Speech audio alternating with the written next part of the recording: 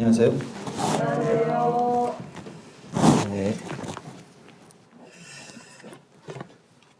네. 한 해가 이제 끝을 달려가고 있는 시점에서 보시다시피 계시록 10장을 하고 있습니다. 네. 우리가 이제 설교라고 보통 교회에서 이렇게 하잖아요. 앞에서 말씀을 전하는 걸 설교한다 이렇게 얘기를 하는데, 저희도 이제 CTI 교육을 받을 때는 강해 설교라는 걸 배웠어요. 이 시대에 보면 이제 화두가 되고 있는 것이 이제 설교, 소위 말하는 성경 해석학적 강해 설교가 시대적인 어떤 트렌드, 쉽게 말해서 지금의 대부분의 어떤 교회의 설교의 방향성은 강해 설교 위주로 가고 있습니다. 근데 사실 이거 강해 설교가 설명은 간단한데 굉장히 어려운 거거든요. 그러니까 우리가 평소에 이렇게 듣고 있는 것들은 보통 서기적인 해석이나 해설이나 주의적인 해설이, 그러니까 설교라고 그래요. 그러니까 이게 어떤 거냐면 성경이 이런 것입니다라고 이렇게 풀어서 얘기하는 거 있잖아요. 이런 걸 보고 우리가 서기한다, 주의한다 이렇게 표현합니다. 성경에 있는 그대로 배경적인 걸 설명하고 성경 말씀에 대한 어떤 팩트를 얘기하고 이런 것들을 이제 서기, 주의 이런 표현을 쓰거든요, 전문적으로. 강해라는 거는 뭐냐면, 그러니까 성경이 기록되어 있던 그 오래전 시대의 말씀하고 우리가 지금 현 시대에 거의 2000년, 더 멀리 보면 거의 4000년 가까이 되는 그 긴 공백을 뛰어넘어서 우리가 지금 살고 있잖아요. 그러면 이 성경 말씀이 지금 우리한테는 과연 어떤 의미가 있는가에 대한 것을 적용해 주는 데까지 가는 게 강해 설교라고 합니다. 근데 어려워요, 이 강해 설교라는 게. 왜냐하면 그 긴 시간의 공백을 뛰어넘어서 이것을 우리의 현실에 맞도록 풀어서 적용점을 찾아낸다라는 게 굉장히 어렵습니다. 뭐 예를 들어서 성경에서 예를 들어서 뭐 담배 피지 마라 이런 얘기가 있습니까? 없습니까? 없잖아요. 그렇죠? 근데 우리가 보통 암묵적으로 뭔가 그리스도인들은 도덕적인 어떤 그런 삶을 살아야 된다는 그런 규율이 있죠. 성경이 명확하게 드러나지 않는 많은 부분들이 있어요. 그리고 2000년 전의 문화하고 지금의 문화는 또 굉장히 괴리가 크거든요. 근데 그걸 어떻게 현실에 가져와서 지금 현대에 살아가는 성도들에게 이 성경을 가지고 살아갈 수 있도록 해주는가에 대한 게 지금 교회의 화두입니다. 그래서 이런 걸 보고 강해 설교라고 그래요. 그래서 요즘에 보통 이제 뭐 침례 교단이나 좀 유명한 일반 복음주의적 교단에서 설교하시는 분들의 설교를 이렇게 들어보면 대부분 적용점들을 많이 찾아내서 이렇게 설교들을 합니다. 예전같이 이렇게 수준 떨어지는 그런 어떤 말씀들이 아니라 굉장히 뭐랄까요, 이제 외국 유학하고 이제 돌아오신 분들 많고, 그러다 보니까 지금은 어떤 복음적인 메시지도 깔려 있으면서 또 말씀에 대한 적용점도 팩트도 정확하게 짚어내는 그러한 강해 설교가 굉장히 이렇게 보편화되어 있고 또 그렇게 말씀을 전하시는 분들이 많습니다. 근데 이제 우리가 지금 우리의 모임에서는 아직은 서기적이고 또 주의적인 그런 설교가 주류를 이루고 있고, 또 더 나아가서 우리가 어떤 교훈적인 설교에 너무 익숙해져 있는 우리 자신들을 보게 돼요. 그러니까 들었을 때 뭔가 막 이렇게 진한 교훈이 되고 뭔가 이런 교훈들이 있잖아요. 이제 그런 것들이 편한 거예요. 듣기가 편하고 그냥 부담 없이 앉아서 그냥 들으면 좋네 이렇게 하는데, 근데 이렇게 조금 더 이렇게 지금 우리가 요한계시록 하는 것은 그럼 어떤 종류의 설교가 될까요? 강해도 아닙니다. 사실은 강해도 아니고 주예나 서기적인 설교이면서 조금 더 이렇게 전문성이 가미되어 있는 굉장히 딱딱한 그런 설교라고 보시면 됩니다. 그러니까 재미가 없어요, 사실. 우리가 지금 다루고 있는 내용들이 우리가 맥락을 짚어가야 하고, 이게 보니까 그렇더라고요. 이제 내가 관심사가 있어가지고 깊이 파면은 재미있습니다. 근데 뭔가 내가 관심이 떨어지면 재미가 없어져요. 성경도 그렇거든요. 뭔가 어떤 연결고리가 딱 발견되면 그때부터 재밌어지기 시작을 해요. 여러분도 뭐 그런 계기가 있는지 모르지만, 뭐 예를 들어서 뭐 마태복음이 굉장히 재미가 없다. 근데 어느 날 봤더니 마태복음이 굉장히 이렇게 맥락이 딱 풀어질 때가 와요. 그러면 마태복음 말씀들이 굉장히 이렇게 호감 있게 읽혀지고 재밌어지는 것입니다. 그러니까 성경을 우리가 창세기부터 계시록까지의 전체적인 툴, 흐름, 거기에서 흐르고 있는 어떤 그런 그 사상, 그리고 주님의 어떤 그 섭리, 경륜 이런 것들이 좀 더 읽혀지면 성경이 훨씬 더 재미있게 다가오게 되고, 특히 이런 경륜을 다루는 이 세대주의적 시각에서 성경을 다루는 계시록이나 이런 말씀들이 훨씬 더 이렇게 뭐랄까 가깝게 다가온다라고 생각이 들어집니다. 제가 이 말씀을 드릴까요? 재미없는 말씀이지만 관심을 갖고 재미있게 경청해 주십사. 그리고 이 전하는 사람의 유익을 위해서 한다기보다는 이것을 같이 고민하는 관점에서 이제 시작을 했었기 때문에 저도 준비하면서 많이 이제 고민도 하고 또 고민하고 이렇게 합니다. 근데 이게 서로에게 유익이 되는 방향으로 갔으면 좋겠다 이런 생각이 있어요. 자, 지난번 시간에 우리가 6째 천사 나팔의 내용을 다루었습니다. 그리고 10장으로 넘어가면서 잠깐 서론적으로 힘센 천사, 작은 책을 가진 힘센 천사에 대한 내용을 간략하게 언급을 하고 마쳤습니다.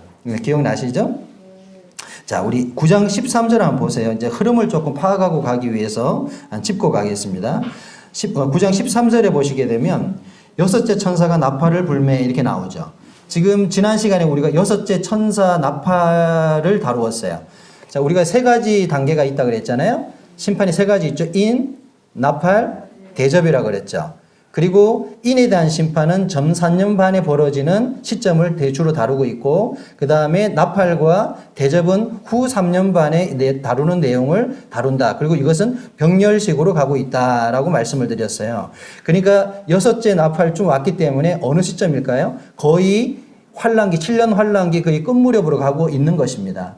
그러면 마지막 나팔이 불려지는 시점이 되면 어떤 일이 벌어질까요? 거의 7년 환란이 끝이 나고 천년왕국의 초입에 들어가는 사건이 벌어지겠죠. 그렇지 않겠습니까? 자, 우리 한 가지 또 확인하고 11장 15절 한번 보십시오. 9장에서 6번째 나팔에 관한 내용을 얘기했습니다. 그리고 11장 15절에 7번째 나팔이 나와요. 찾으셨나요? 네, 보시면 7째 천사가 나팔을 불매 이렇게 나오죠. 하늘에 큰 음성이 나서 이르되 세상 나라가 우리 주와 그의 그리스도의 나라가 되어 그가 세세토록 왕노릇 하시리로다. 무슨 내용이죠? 세상 나라가 우리 주와 그의 그리스도의 나라가 되어, 어떤 나라일까요? 천년왕국입니다. 맞죠? 그리스도의 나라가 되어 그가 세세토록 왕노릇한다. 고대하던 그 천년왕국의 시점이 이제 도래하는 장면이 바로 어디라고요? 7번째 천사의 나팔 시점에서 나타나는 거예요. 그러니까 7년 환란의 거의 마지막 지점에 가면 아마겟돈 전쟁이 있습니다.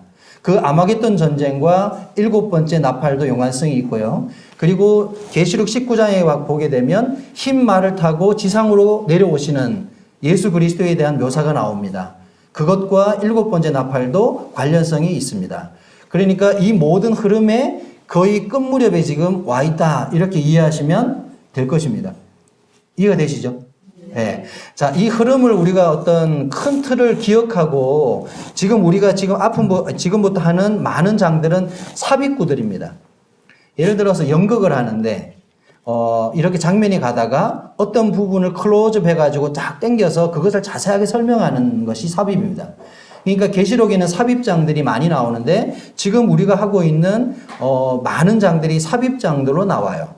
그러니까 6번째 나팔과 7번째 나팔 사이 시점에 들어가는 내용들도 많고, 그리고 다시 초반에 7년 환란의 초의 얘기를 다루는 내용도 나옵니다. 예를 들어서 11장에 보시게 되면 두 증인이 등장하는 내용이 있는데 이 두 증인의 활동은 환란기 초반으로 보는 경우가 거의 주류입니다. 그러니까 이런 식으로 환란기 7년 환란기 기간 동안 어떤 중요한 사건들을 다루는 그런 장면들을 이렇게 기록해 놓았어요. 이제 그것을 우리가 염두하고 읽어야지, 이게 읽다가 보면 갑자기 뭐 어디 시점에 지금 얘기하는 거지 막 헷갈려진다는 거죠.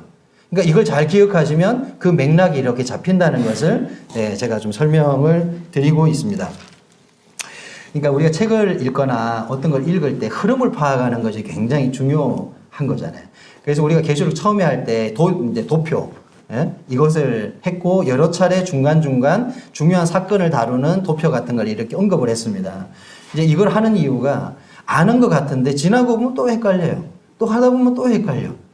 그러니까 여러 차례 하지만 계속 반복해서 하는 방법밖에 없고 이게 반복하다 보면 어느 시점 보면 머리에서 이 복잡하게 흩어졌던 것들이 이렇게 정렬되듯이 다 이렇게 풀어질 때가 있습니다. 아, 계시록이 이렇게 흘러가고 있었던 거구나. 그리고 이 장에서는 왜 이런 내용이 나오고 있는지에 대해서 정확하게 이해가 돼요. 이제 그러면 계시록이 어느 정도 내거화 되었다라고 이렇게 봐도 무방합니다. 사실 여기서 나오는 많은 분별들, 뭐 천사로 뭐를 볼 거냐, 뭐 예수 그리스도로 볼 거냐, 아니면 어떤 특별한 천사를 볼 거냐, 이런 견해적 입장은 학자들이 다루는 내용이기 때문에 사실 그렇구나라는 정도로만 그냥 이해하시면 되는데 이거 말고 여기에서 분명히 다루는 팩트들이 있어요. 그리고 경륜을 다루고 시간을 다루는 내용들이 있는데 이런 것들은 우리가 정확하게 파악하고 있어야 한다는 것이죠. 이거 계시록 우리가 다 공부하고 난 이후에 우리가 얻게 되는 가장 큰 소득일 수가 있는 부분입니다. 왜냐하면 우리가 어느 시대에 살고 있는지 우리가 배우잖아요. 그리고 계시록에서 지금 어느 시점으로 이 시대가 흘러가고 있는지를 우리가 보기 위해서 배우는 거거든요. 그게 주님이 오심이 가까웠다 이렇게 얘기를 하고 있고, 그리고 휴거의 때가 가까웠다 이렇게 얘기를 하는데, 과연 이것이 정말 어떤 근거를 통해서 이제 이루어지느냐에 대한 게 사실 우리한테 던지는 가장 큰 화두인 것입니다. 이제 그것을 우리가 확인하고 발견하는데 목적을 두고 있다. 자, 10장을 보겠습니다. 서론 얘기를 길게 했네요. 자, 10장의 개요는 이렇습니다. 이것도 삽입구라고 볼 수 있는 부분인데, 10장의 개요는 1절에서 4절까지는 힘센 천사에 대해서 설명하고 있고요.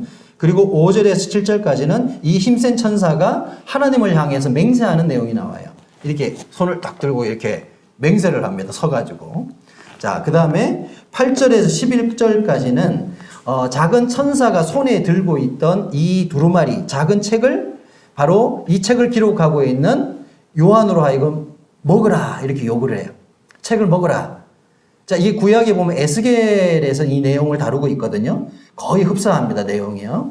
그래서 책을 먹고 소화해서 그가 이 요한이 어떤 태도를 취할 건지에 대한 어떤 그런 주문을 던지는 내용이 바로 8절에서 11절까지의 내용입니다.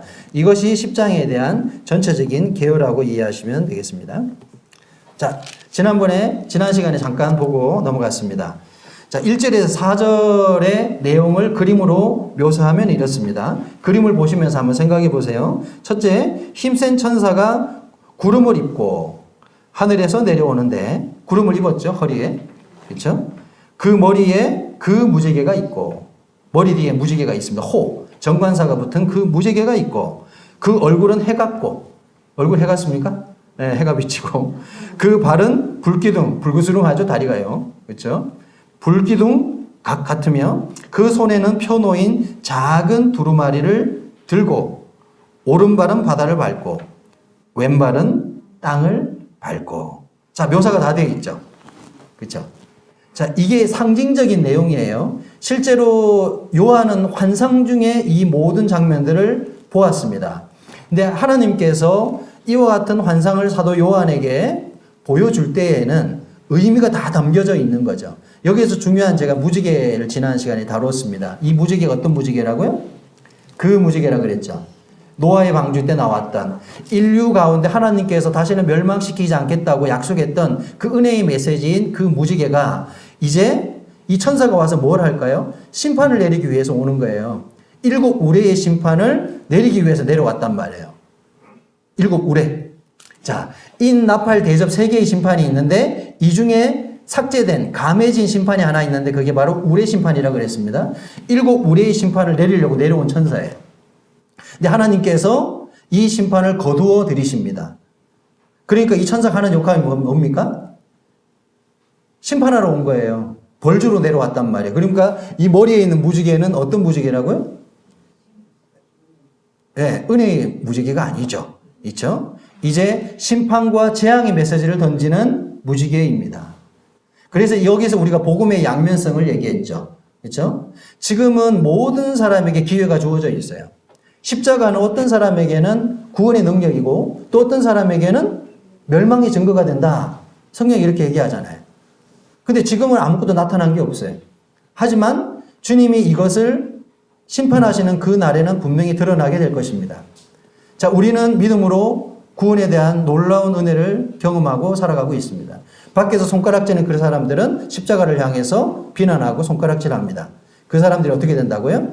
이제 그 자기가 비난하는 그 비난으로 말미암아 영원한 멸망을 받게 될 것입니다. 그것이 바로 증거가 되는 거기 때문에 그래요. 증거가 굉장히 중요한 것입니다. 그렇죠? 무지개는 온 인류 대략 거의 4,000년, 5,000년 세월 동안에 인류에게 하나님의 은혜의 메시지를 계속 던지고 있었어요. 이게 증거란 말이에요. 사인, 증거입니다. 근데 마지막 때는 이 증거가 내가 너희에게 인류 가운데 이렇게 은혜를 베풀었잖아 라는 거 보면서 확인시켜 준 거예요. 멸망에도 싸다는 거죠. 그 긴 세월을 은혜를 베풀었는데 십자가가 인류 가운데 2000년 가운데서 인류 역사에서 계속해서 은혜의 메시지를 던졌음에도 불구하고 사람들은 그것을 외면하고 받아들이지 않았습니다. 마지막 주님께 주권을 가지고 이 땅에 오셨을 때 사람들은 어떻게 하겠습니까? 그 십자가를 바라보면서 가슴을 치겠죠. 아, 내가 무시하고 거절했던 모욕했던 그 십자가가 결국은 자기를 멸망시키는 증거가 되는 것이다. 이게 복음의 양면성입니다. 자, 무지개를 두르고 허리에는 구름을 끼고 그 다음에 얼굴은 해같이 빛나고 손에는 오른손일까요? 왼손일까요? 책을 들고 있는 게 예? 나옵니까? 안 나옵니까? 성경책에 나오나요? 그 손에 펴놓인 작은 두루마리를 들고 왼쪽 오른쪽 안 나옵니다. 자, 이게 중요한 거예요. 이게 사실 누가 그러더라고요. 예수님이 십자가에 달릴 때 양편에 강도들이 있었잖아요. 예. 예수님을 받아들인 강도가 오른쪽에 있었을까요? 왼쪽에 있었을까요? 오른쪽. 나옵니까? 안 나옵니다.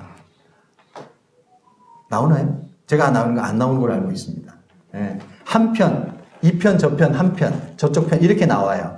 그러니까 우리가 성경을 읽다 보면 당연히 뭔가 이렇게 선의적인 게 이렇게 있는 경우가 있어요. 그렇죠? 그래서 성경을 읽으면서 무심결로 이렇게 지나가는 부분들이 있지만 사실 중요한 건 아닙니다. 그러니까 우리가 성경 읽는 습관 같은 거예요. 어떤 성경을 읽으면서 그게 그런 게 있었어? 이런 게 많아요. 우리가 지금 몇십 년을 같이 성경 읽고 있는데도 보면 성경에 그런 게 있었어? 이런 내용도 많아요. 그만큼 우리가 뭔가 주도 면밀하게 성경을 보지 않았다고 하는 어떤 그런 이제 반증이 될 수도 있는 거죠. 자, 힘센 천사에 대한 내용은 지난 시간에 잠깐 다루었습니다. 그렇죠? 그래서 이 천사에 대한 견해가 예수 그리스도로 보는 견해도 주도적으로 많아요. 여기 보면 맥도날드, 다비, 얍정계 이런 분들은 다 이 천사를 예수 그리스도로 봅니다. 견해가 그래. 분별입니다. 분별. 근데 어떤 특별한 천사로 보는 견해는 일부 더 적은 것 같아요. 근데 저는 개인적으로 예수 그리스도로 보여지지는 않습니다. 왜냐하면 예수 그리스도가 이제 곧 등장할 시점은 되었지만 여기에서 예수 그리스도를 이 힘센 천사로 묘사하는 것은 약간 무리가 있지 않은가라는 거예요. 그 증거로 한번 살펴보겠습니다. 7절 한번 보십시오. 7절. 자, 10장 7절을 한번 같이 한번 읽어볼까요? 자, 시작. 일곱째 천사가 소리내는 날 그의 나팔을 불려고 할 때에 하나님이 그의 종 선지자들에게 전하신 복음과 같이 하나님의 비밀이 이루어지리다 하더라. 자, 일곱째 천사가 소리내는 날이 있을 거 아니에요. 이게 누가 하는 얘기냐면 힘센 천사가 하는 소리입니다. 이 천사가 이 얘기를 마지막으로 하고 있어요. 그러니까 뭐라고 얘기했냐면 일곱째 천사가 소리내는 날 나팔을 불려고 할 때 하나님이 그의 종 선지자들에게, 구약의 선지자들을 말합니다. 구약의 선지자들에게 전하신 복음과 같이 하나님의 그 비밀이 이루어지리다. 이렇게 얘기했어요. 하나님의 비밀이 뭘까요? 하나님의 비밀이 뭡니까? 성경에 나오잖아요. 비밀. 신약에 나오는 비밀, 하나님의 감추인 비밀이 뭡니까? 자, 2개 나옵니다. 비밀은 교회도 비밀입니다. 또 뭐가 비밀이죠? 명확하게 비밀이라고 딱 명칭되어 있는 게 있어요. 예수 그리스도를 비밀이라고 합니다. 왜 전혀 처음 듣는 얘기처럼 얘기하십니까? 그 예수 그리스도를 하나님의 비밀이라고 골로새서에서 언급하고 있어요. 그리고 감추었던 비밀 또 뭡니까? 교회입니다. 왜냐하면 교회와 예수 그리스도는 같은 거라고 보시면 돼요. 왜냐하면 교회의 기초가 되는 게 예수 그리스도이기 때문에 그렇습니다. 자, 보십시오. 우리가 앞에 읽었던 11장 15절 보세요. 자, 일곱째 천사가 소리를 내는 날 이랬잖아요. 자, 일곱째 천사가 이제 소리를 냅니다. 11장 15절에서. 맞죠? 앞에 읽었잖아요. 일곱째 천사가 나팔을 불매 하늘에 큰 음성이 나서 이르되 뭐라고요? 세상 나라가 우리 주와 그의 그리스도의 나라가 되어 그가 세세토록 왕노로 다스리로다. 예수 그리스도의 나라, 예수 그리스도를 언급하고 있죠. 맞죠? 그러니까 하나님의 비밀이 뭐라고요? 예수 그리스도를 말합니다. 구약에서 예언되어졌고 구약에서 하나님이 감추었던 그 비밀된 경륜이 바로 교회이자 곧 그 교회의 근원이 되는 예수 그리스도이다 라는 것을 여기서 명확하게 언급하고 있습니다. 누가요? 힘센 천사가. 그러니까 이 힘센 천사는 예수 그리스도로 보는 것이 좀 안 맞죠? 모순적이죠? 자, 이게 맥락이 이해되셨습니까? 네. 자, 저는 이렇게 분별을 합니다. 네. 자, 이렇게 해서요. 자, 일곱 우레 4절 보십시오. 앞으로 가셔가지고 힘센 천사가 내려와서 이제 심판을 내리기로 딱 내려왔어요. 내려와가지고 자, 그리고 이 손에 지금 책을 들고 있죠. 두루마리. 우리 개혁성에는 이제 책이라고 되어 있고 지금 우리 개혁개정에는 두루마리라고 되어 있어. 조금 더 원어상에 가깝게 번역을 해놨습니다. 이 두루마리를 들고 있는데 이 두루마리가 뭘까요? 자, 이 두루마리를 우리가 어떻게 표현할 수 있을까요? 그러니까 뭔가 이 땅에 있는 사람들에게 심판을 하는데 심판의 근거가 되는 뭘까요? 소장 같은 거예요. 기소장 같은 거예요. 예? 그들을 기소하기 위한 소장이라고 생각하시면 되는 겁니다. 너희가 하나님을 거절한 것들, 그리고 하나님이 왜 너희를 심판해야만 되는지에 대한 그런 이유들, 그리고 심판의 내용들, 이런 것들을 다 적어서 그 책을 가지고 있는 거예요. 그래서 나중에 뒤에서 보면 요한이 이것을 먹어서 소화시키거든요. 입에선 달고 속에 가면 써집니다. 그래서 완전히 소화시켜서 어떻게 하라고요? 각 나라와 족속과 방언에게 가서 예언하라 이렇게 얘기를 해요. 네, 그렇습니다. 자, 그래서 이 일곱 천사가 가져온 심판이 뭐라고요? 일곱 우레였습니다. 3절 보십시오. 10장 3절. 사자가 부르짖는 것까지 큰 소리로 외치니 그가 외칠 때에 일곱 우레가 그 소리를 내어 말하더라. 이제 일곱 우레가 등장했죠. 그렇죠? 근데 일곱 우레를 말할 때에 내가 기록하려고 하다가 요한이 기록하려고 했어요. 근데 곧 들으니 하늘에서 소리가 났어요. 말하기를 일곱 우레를 말한 것을 인봉하고 기록하지 말라 이렇게 얘기했습니다. 그래서 이 일곱 우레는 감해진 내용이다. 예. 그래서 마태복음 24장 21절과 22절 차트를 보십시오. 빨간 글씨로 된 거 한번 읽어보겠습니다. 시작. 그 날들을 감하지 아니하면 모든 육체가 구원을 얻지 못할 것이니 그러나 택하신 자들을 위하여 그 날들을 감하시리라. 이 말씀에 대한 성취로 우리가 볼 수 있는 내용입니다. 그러니까 이 나팔 대접에 대한 심판은 우리가 상상하는 것보다 훨씬 더 심각하고 큰 심판으로 설명이 되고 있어요. 근데 여기에서 우리의 심판까지 더해지게 되면 감추어져서 우리는 알 수는 없습니다. 기록하지 않았기 때문에. 근데 이 내용까지 더해진다면 아마 세상의 모든 것들이 멸망당할 것이다 라는 정도의 그러한 큰 심판이라고 우리가 추측해 볼 수 있습니다. 자, 그리고 일곱 우레에 대한 기록은 이제 차후에 기록되지 않는 것으로 봐서 하나님께서 완전히 인봉하시고 이제 삭제하신 것으로 우리가 볼 수가 있죠. 그래서 정리하자면 일곱인 나팔 대접, 일곱 우레의 심판이 원래는 존재했었다라는 것을 우리가 확인할 수 있는 내용입니다. 자, 그리고 이제 5절부터 7절까지의 내용은 힘센 천사의 맹세입니다. 손을 들고 하는 맹세인데 한번 말씀을 제가 한번 읽어보겠습니다. 5절부터 7절까지 한번 말씀을 보십시오. 내가 본 바 바다와 땅을 밟고 서 있는 천사가 하늘을 향하여 오른손을 들고 세세토록 살아계시니 곧 하늘과 그 가운데 있는 물건이며 땅과 그 가운데 있는 물건이며 바다와 그 가운데 있는 물건을 창조하신 이를 가리켜 맹세하여 이르되 지체하지 아니하리니 일곱째 천사가 소리 내는 날 그의 나팔을 불려고 할 때에 하나님이 그의 종 선지자들에게 전하신 복음과 같이 하나님의 비밀이 이루어지리라 하더라. 자, 이게 오른손을 들고 맹세하고 있죠. 자, 이 맹세를 누구한테 합니까? 창조자에게 맹세하고 있습니다. 근데 이 창조자를 어떻게 설명하냐면 하늘과 땅과 바다에 있는 물건을 창조하시니, 다시 말해서 이 모든 온 우주에 대한 주권을 행사할 수 있는 분이라고 설명하고 있죠. 자, 예수 그리스도가 이 땅에 오셨을 때 사람들은 예수 그리스도를 어떻게 대했습니까? 하나님을 창조자로 인정을 안 했죠. 그렇죠? 자, 우리가 요한복음 1장에서 우리가 유명한 말씀이 있습니다. 영접하는 자, 그 이름을 믿는 자들에게는 하나님의 자녀가 되는 권세를 주셨다. 자, 우리가 이 말씀을 가지고 이제 뭐 구원받는데 많이 인용을 합니다. 자, 여기에서 영접은 어떻게 해석할 수 있습니까?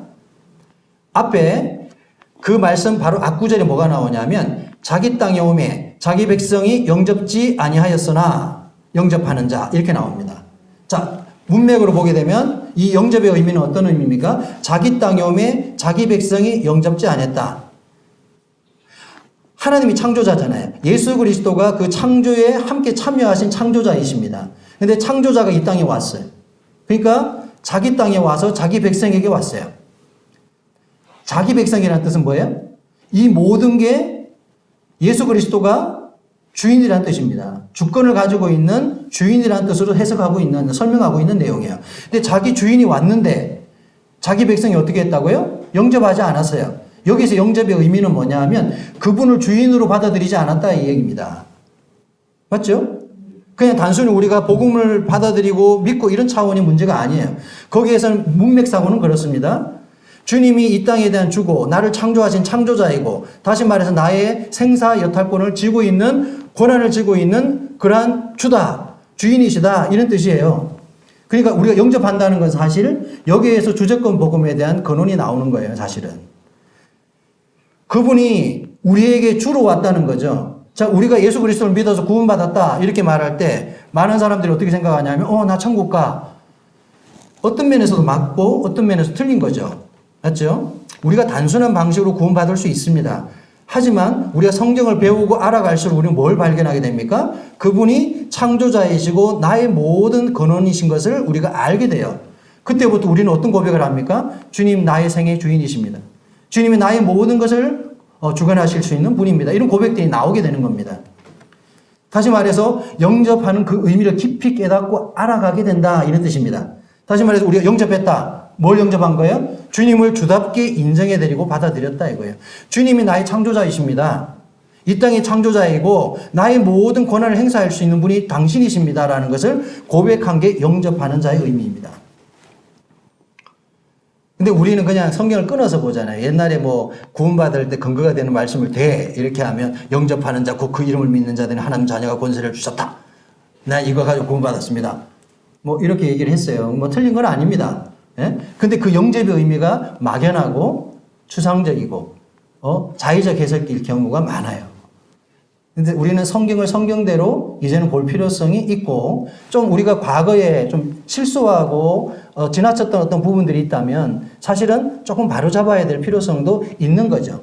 지금 시대가 어떤 시대라고요? 성경 해석학이 넘쳐나는 시대. 다시 말해서 이런 강해적 설교가 아주 풍부한 시대에 살고 있습니다. 자, 이 강해 설교의 핵심은 성경 해석학이에요. 성경 해석학이라는 건 성경을 바로 보는 것입니다.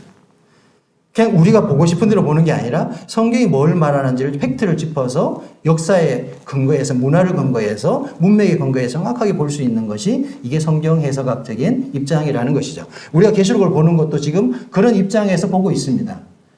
그냥 예전에 들어왔던 어떤 선의적으로 성경을 보거나 아니면 이것이 그냥 이런 걸 거야 막연하게 이렇게 보는 게 아니라 전후를 따져가면서 살펴보고 있다는 것이죠. 이런 훈련이 되면 성경이 그렇게 좀 더 봐지는 것 같습니다. 지금 내용이 좀 왔다 갔다 하는데 어쨌든 이 힘센 천사가 창조적 권리를 가지고 있는 하나님에게 맹세를 하고 있습니다. 자, 지체하지 아니하리니 이렇게 얘기했어요. 이 맹세의 내용을 하면서 지체하지 않겠습니다. 자, 밑에 관주가 있는 분들 한번 보십시오. 뭐라고 되어 있습니까? 시간이 다시 없으리니 이렇게 되어 있어요. 성경에 관주 달리신 분들을 보면 그렇게 기록되어 있습니다. 지체하지 않는다. 이게 뭐냐면 시간이 다시 없으리니 기회가 없다. 이제 기회가 없어진다. 이런 뜻이에요. 자, 지금의 시간이 지나면 다시는 시간이 돌아오지 않는다는 거죠. 맞죠? 지금 끊임없이 주님은 우리들에게 메시지를 던지고 있습니다. 지금 계속해서 경고의 메시지를 던지고 있고 계속해서 뭔가를 던지고 있어요. 근데 이것은 지나가고 나면 과거가 되는 거예요. 그렇죠? 그리고 주님이 약속한 시점이 딱 다다르게 되면 그때는 더 이상 우리에겐 기회가 주어지지 않는다. 이 얘기입니다. 지체하지 않는다는 말의 뜻이 이제 그런 거죠. 자, 그리고 선지자들에게 전하신 복음이 뭡니까? 구약에서 선지자들에게 하신 이 복음의 메시지들이 뭐죠? 여기도 복음이라고 쓰고 있죠. 우리가 예수 그리스도에 대한 메시지만을 복음이라고 얘기하지 않습니다. 복음은 뭡니까? 굿뉴스라고 하죠. 그렇죠? 이 복음이라는 건 복된 음성, 복된 소식을 통칭해서 표현하는 말이에요. 다시 말해서 우리 가운데 메시아, 그리스도가 온다고 하는 이 메시지가 가장 강력한 복음이죠. 그리고 그분이 오셔서 이 땅에 뭘 선포했습니까? 회개하라, 천국이 가까웠다라고 하는 메시지를 던졌습니다. 그런데 마태복음에서 말하고 있는 이 천국은 우리가 생각하는 그 천국이 아니죠. 지상낙원을 얘기하는 거예요. 천년왕국을 얘기하는 거예요. 왜? 유대인들을 향해서 했거든요. 유대인들은 뭘 기다렸습니까? 주님이 다스리는 그 완전한 나라, 주님이 통치하는 그리스도의 나라, 그 나라를 기다렸거든요. 우리는 어떻게 우리가 해석합니까? 우리 이방인이니까 우리가 가는 그 어떤 죽어서 가는 천국 이렇게 생각해 왔단 말이에요. 이게 틀린 건 아니에요. 계시록에서 말하는 새 예루살렘 그 천국이 맞습니다. 그리고 주님이 떠나시면서 감난산에서 올라가셔서 내가 올 때까지 나를 기념하고 기다리라고 하셨던 그 처소가 예비되면 다시 오겠다고 할 때 그때 그 처소는 새 예루살렘 천국이 맞습니다. 우리가 가고자 하는 천국. 근데 처음 오셔가지고 회개하라 천국이 가까웠다 던질 때 그 천국은 그 천국이 아닙니다. 지상낙원, 구약의 그 유대인들이 기다렸던 예수 그리스도 통치하는 완전한 나라, 선대의 왕들이 다 실패해버렸던 다윗도 실패했잖아요. 솔로몬도 실패했죠. 그리고 초대왕 사울도 실패했죠. 그 후대의 솔로몬 이후에 분열왕국 시대의 모든 왕들이 다 실패했습니다. 그래서 하나님 어떻게 하셨어요? 아시리아 제국과 바벨론 제국을 불러다가 멸망시켰잖아요. 그렇죠? 왕들이 실패했어요. 물론 백성들도 반역했지만 왕들에게 통해서 통치할 수 있는 기회를 줬는데 다 실패해버렸어요. 그래서 그들은 뭘 기다립니까? 완전한 통치자, 완전하신 왕을 기다리는 거예요. 그래서 이사야서, 에스겔서, 구약의 많은 선지서들이 이 메시아를 언급하잖아요. 이 메시아는 바로 완전하신 이 통치를 하실 수 있는 분을 말하는 거예요. 다윗의 혈통을 타고 오시는 이 왕이 오셔가지고 이제 진정한 나라를 건설하게 될 거다. 이게 바로 지상낙원이고 지상왕국입니다. 이게 더 확장되어서 나중에 우리가 바라보게 되는 새 예루살렘으로 확장되는 거예요. 어렵습니까? 안 어렵죠? 네. 자, 우리가 이런 흐름과 구분을 이해하고 성경을 볼 필요성이 있습니다. 자, 뭘 얘기하다가 정신이 없네. 자, 구약에 기록한 선지자들이 전하신 복음이 뭐라고요? 바로 메시아, 그리스도, 다시 말해서 지상낙원을 얘기합니다. 메시아가 오셔서 다스리게 될 그 나라, 이 약속과 예언입니다. 그분이 오시면 이루어지는 거예요. 근데 왔는데 어떻게 했어요? 왔는데 죽이잖아요. 맞죠? 진짜 왔어요. 오셔가지고 낙이 타고 입성을 했는데 입성할 때 어떻게 했어요? 호산나 하면서 왕으로 그분을 맞았잖아요. 그래놓고 얼마 있다 죽여버렸단 말이에요. 십자가 매달아 죽였어요. 자기들이 기대한 방식이 아니었거든. 예. 자기 생각하고 틀렸어. 그래서 주님의 계획 속에 구약에는 초림과 재림을 예언하고 있거든. 근데 그거를 그들이 보지 못한 거였죠. 주님이 말씀하실 때는 초림의 주님을 계속 설명했던 건데 이제 내가 죽어야만 이 모든 것들이 이루어진다고 하는 그 감추었던 경륜을 주님이 드러내셨어요. 근데 이건 아무도 몰랐던 거죠, 사실은. 근데 구약을 보면서 구분하지 못했던 것 뿐입니다. 자, 이렇게 해서 하나님의 비밀인 예수 그리스도가 이루어지리라 그랬죠. 이게 이제 이 7년 환란이 끝나는 무렵에 주님이 흰말을 타고 내려오시면서 이제 진정한 왕으로서 이 땅에 내려오실 때 성취가 되는 거예요. 맞죠? 이제 성취가 되는 겁니다. 하나님의 비밀인 그리스도를 깨닫게 하려 함이니. 골로새서 2장 2절. 하나님의 비밀인 그리스도입니다. 하나님의 비밀이 감추었던 비밀이 바로 교회입니다. 사실 교회에는 구약이 안 나옵니다. 교회에 대한 경륜은 구약이 등장하지 않습니다. 왜냐하면 이 경륜은 감추었던 것이기 때문에 그렇습니다. 그리고 우리가 70일회를 배웠잖아요. 다니엘 70일회 할 때 69일회가 가고 예수 그리스도가 오셔서 죽음을 당해까지 69일회 그리고 한일회가 시작되는 그 사이에 공백이 있는데 그 공백기가 바로 이 교회 시대라는 거예요. 그리고 하나님의 이 시간표가 멈추었고 이 멈추었던 시간표가 이제 곧 움직일 시점이 왔다. 이것을 우리가 말세라고 하는 거예요.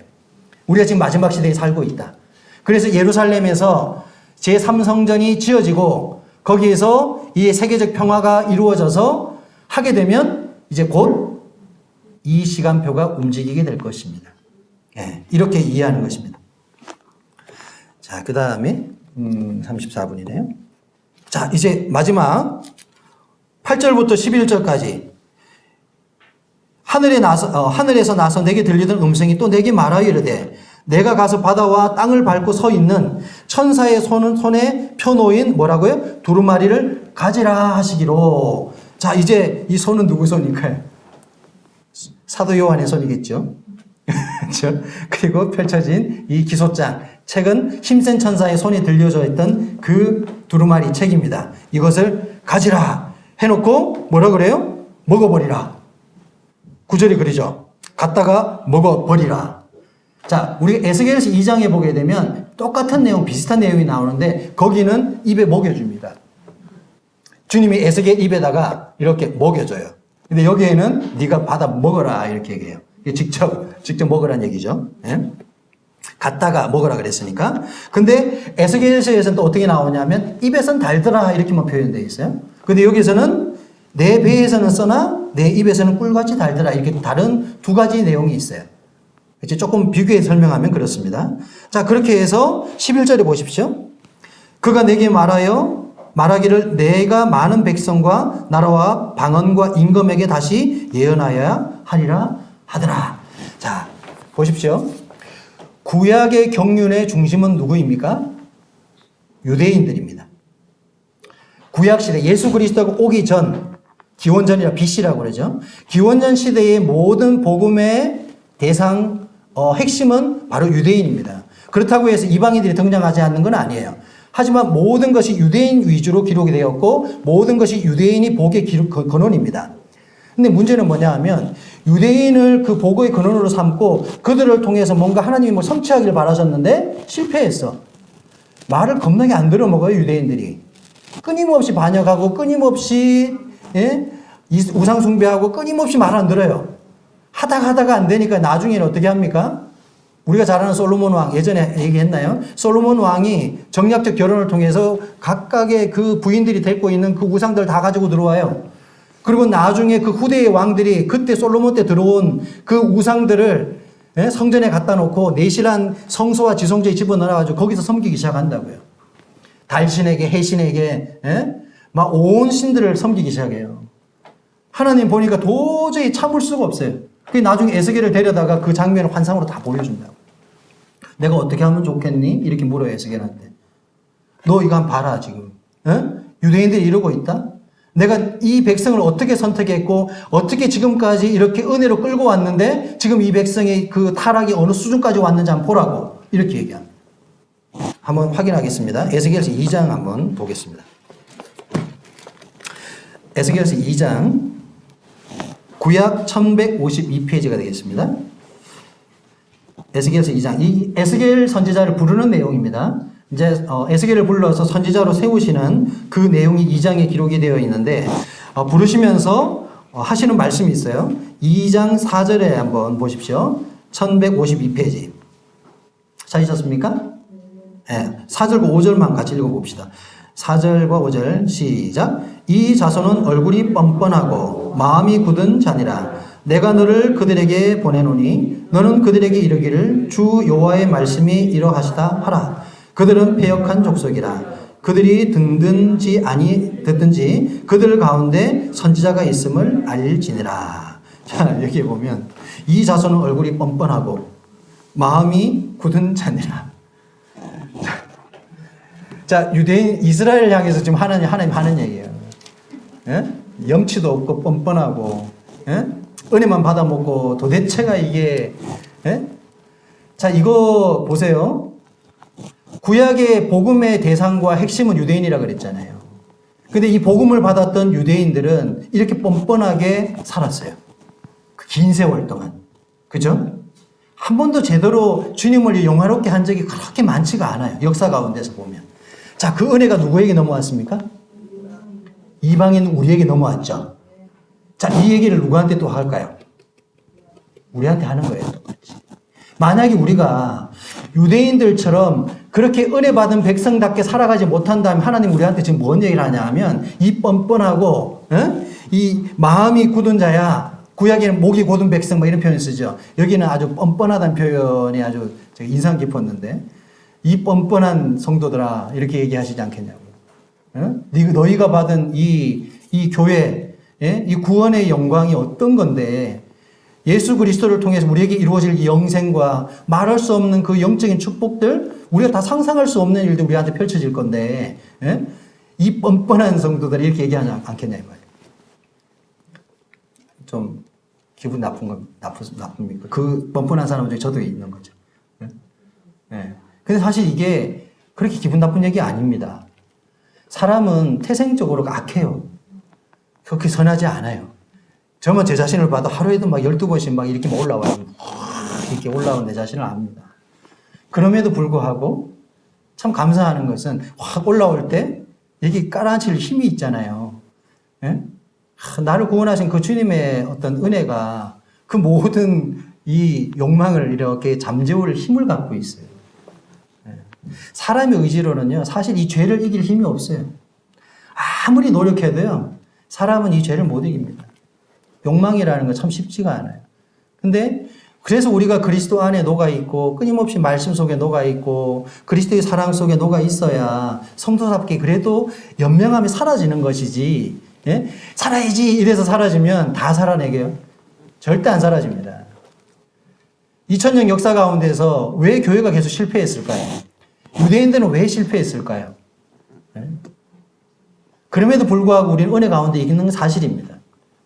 구약시대는 율법시대니까 행위중심적인 것이 그 잣대가 됐고, 그나마 우리는 유대인같이 살지는 않잖아요. 유대인처럼 그렇게 엄격하게 안 살아도 믿음으로 구원받잖아요. 이게 얼마나 좋아요. 예? 막 율법 안 지켜도 되고. 근데 이게 더 어려운 거 숙제가 있어. 뭔 숙제입니까? 구원받고 나면 유대인들보다 더한 높은 경지의 삶을 요구해. 네, 그렇죠. 이게 다른 점이에요. 구약시대는 내 행위를 통해서 뭔가 완성을 향해서 가는 거고요. 거기 못 가면 하나님 의에 도달하지 못하는 거예요. 이게 율법을 준 목적이라고 그랬잖아요. 해도 안 돼. 그래서 예수 그리스도 오셨는데, 그래서 내가 모든 걸 성취했으니까 나만 믿으면 너 구원받는 거야. 그래 자유가 온 것 같아. 이제 다 끝난 것 같아. 나 이제 천국 갈 수 있을 것 같아. 근데 어떻습니까? 구원받는 그 순간부터 고난이 시작이 되는 거예요. 그때부터 이제 너한테 주은 영광만큼 가치 있게 살아내. 여기서 이제 헷갈려요. 살다가 안 되니까 억지를 쥐어짜고 짜도 안 돼. 그러니까 이 억지스러운 요소들이 들어와요.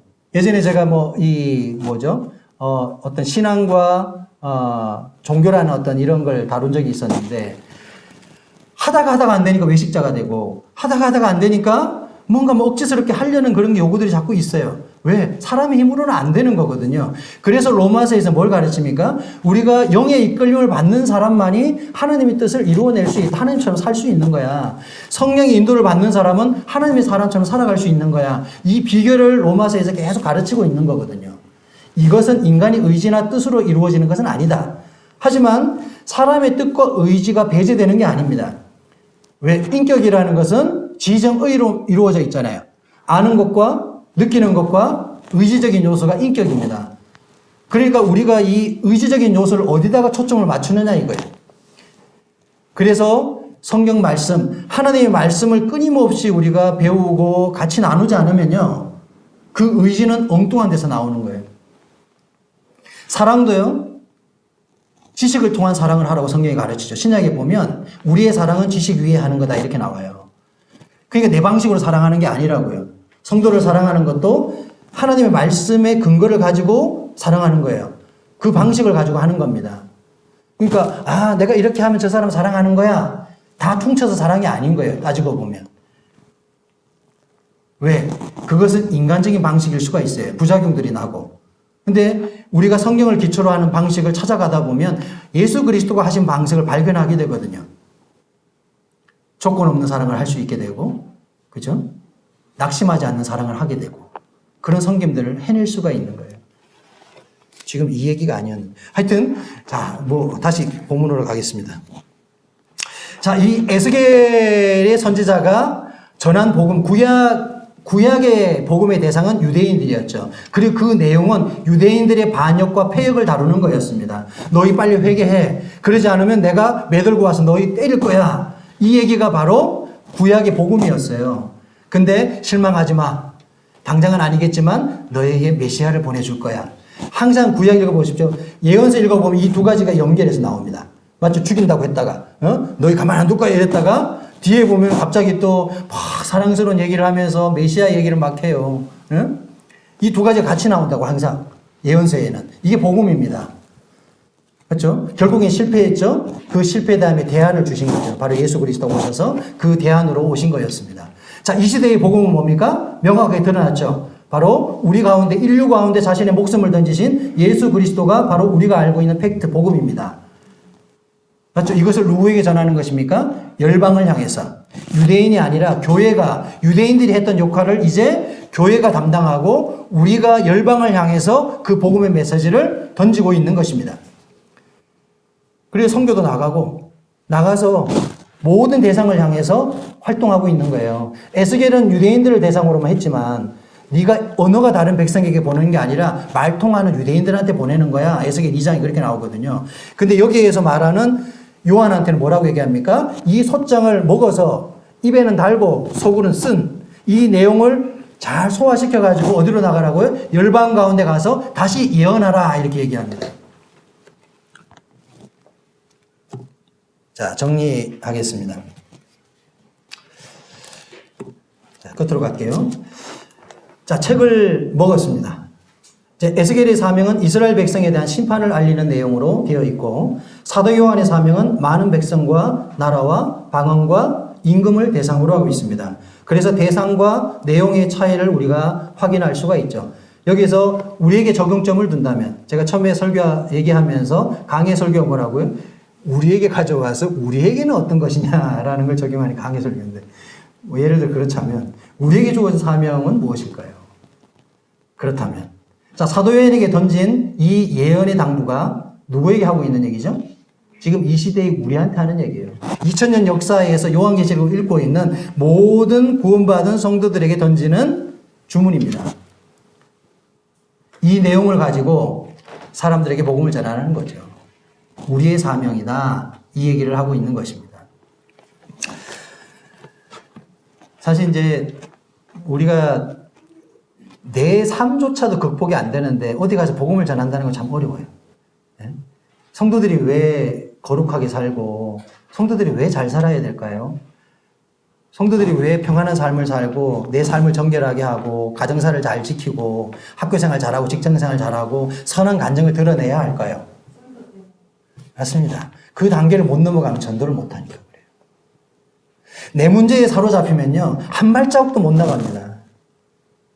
이거는 내 경험이고 내가 처절하게 이렇게 느낀 바예요.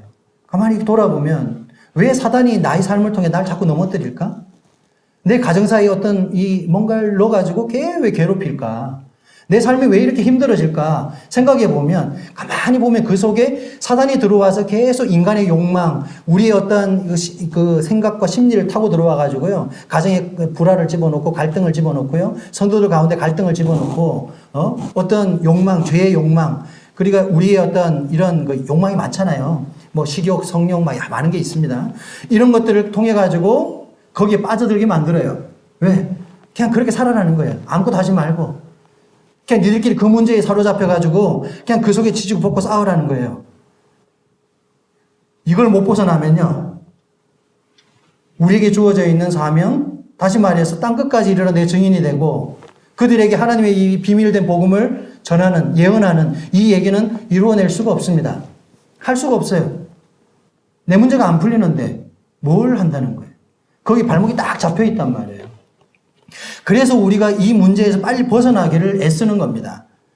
여기에서 빨리 벗어나야 그때 이제 생각이 열려요. 아, 좀 더 진보적이고 건설적이고 의미 있는 삶을 살아봐야 되겠다라고 하는 그런 도전이 내 안에서 일어나기 시작합니다.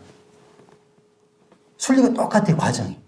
근데 자기 문제에 사로잡힌 사람은요, 생각만 하지 한 발자국도 못 나갑니다. 불행하게도 그렇습니다. 에스겔에게 이 뻔뻔한 백성, 마음이 둔한 자요, 우리에게 하는 얘기일 수 있습니다. 그리고 저 자신에게 하는 얘기일 수가 있어요. 우리는 여기에서 자유롭지 않지만, 부끄럽지만 이것을 인정하고 가야 됩니다. 우리의 이런 부끄러운 면들을 인정하고 빨리 하나님 앞에 자백하고 이 문제를 풀 수 있기 위해서 노력해야 돼요. 그래야 주님 오심이 가까운 이 시대에 살면서 우리가 좀 더 의미 있는 시간을 살아내게 될 거고요. 정말 주님을 위해서 우리에게 궁극적으로 주어져 있는 그 참 가치를 가지고 살 수 있는 기회가 우리한테 사실 주어지게 되는 것입니다. 오늘 말씀은 여기서 마치도록 하겠습니다. 감사합니다.